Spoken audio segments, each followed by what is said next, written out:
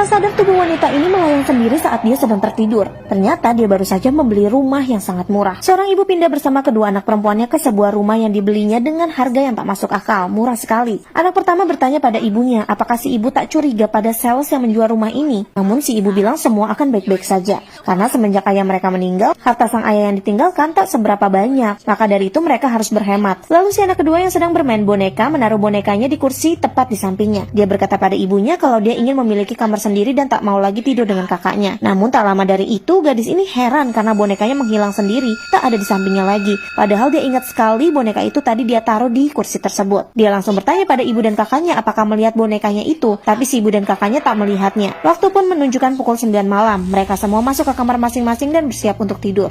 Malam pun semakin larut, mereka semua tidur sendiri-sendiri, namun hal-hal aneh mulai terjadi. Bunga anggrek putih milik sang ibu bergerak sendiri. Tak lama terdengar suara telepon berdering, padahal itu sudah jam 1 malam. Si kakak pun mendatangi kamar sang ibu dan berkata bahwa telepon berdering. Namun si ibu aneh, dia belum membeli telepon untuk di rumah mereka. Karena penasaran mereka berdua keluar untuk mengecek dan mencari sumber suara telepon tersebut. Ternyata suara itu dari laci rak ruang tamu. Si ibu pun langsung mengangkat telepon itu dan terdengar suara seorang pria berkata jika mereka harus segera pergi dari rumah itu. Telepon pun lalu ditutup. Si ibu heran siapa orang tersebut dan anehnya telepon ini punya siapa? Kenapa bisa ada di rak yang mereka bawa dari rumah sebelumnya? Akhirnya mereka pun kembali ke kamar masing-masing. Saat kembali tidur, tiba-tiba tubuh si ibu melayang sendiri. Selimutnya ada yang menarik. Hal janggal itu pun berhenti ketika suara telepon kembali berdering. Si ibu yang merasa ini tak beres kembali keluar untuk mengangkat telepon itu. Jantungnya mulai berdegup kencang dan bulu kuduknya pun bergidik. Lalu dia kembali mengangkat telepon itu. Ternyata itu suara pria tadi yang sebelumnya menelponnya yang menyuruhnya untuk segera pergi dari rumah tersebut.